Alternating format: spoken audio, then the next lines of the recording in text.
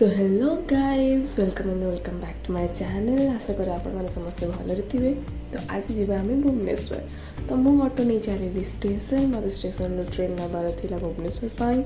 तो मुझे पहुँची गली स्टेशन पहुँची टिकेट करी मु वेट करी मोर ट्रेन देन किसी समय वेट करने ट्रेन आसी जाइला। देन मुझे चली दीर्घ 3 घंटा 3.5 घंटा ट्रावेल पर मुझे पहुँची गली आम राजधानी भुवनेश्वर प्लाटफर्म बाहर मुझे चली प्रथम बस स्टैंड को।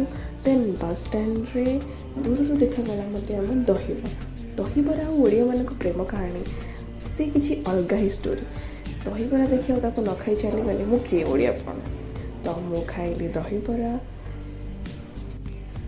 सो दहीबरा खाई सारी मुझे वेट करी मो बस कारण मत मो सांग पाक जबार अच्छी तो मत मो बस स्टैंड मो बस नहीं जबार अच्छे। तो सांग मैंने सब मन रखिथे जब भी आपण मैंने भुवनेश्वर आसबे भुवनेश्वर कुआड़े भी जावाई मो बस सुविधा आवेलेबल। तो ज़्यादा पैसा खर्च न करी मो बस यूज करेंगे आ कम पैसा एंजॉय करंतु। सो आपण मैंने ये देखी भी पारे कि गोटे आहार केन्द्र भी अच्छी जो कि 5 टकर आपको मिल मिले भात डालमा आ खटा गोटे मिल जाए। तो आपण मैंने आराम से मिल खाई पारे जदि चाहिए। तो एक्चुअली भुवनेश्वर जदि आम चाहिए तो आम कम रु कम खर्च भी हो पार। सो फाइनाली मो बस आसी जाइए देन मुझे चली थी मो सांग रूम को। तो फाइनाली रास्त गली मु पी आखु रस खरा दिने आखु रस ओह सी तो मजा अलग।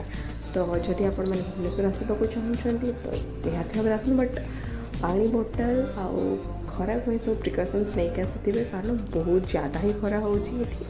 तो मुझे भुवनेश्वर कौन कौन कली जब देखा चाहूँगी ताहले वीडियोटी को लाइक करूँ शेयर करूँ। हाँ जब आपण मैंने मो चैनल रे नुआ आसथे ताहले प्लीज सब्सक्राइब करने को जो मार भी भूलें। तो नेक्स्ट वीडियो देखा आउ वेट करंतु देखा को नेक्स्ट वीडियो रे मु भुवनेश्वर कौन कौन करुँची। So tell tata bye bye and take care.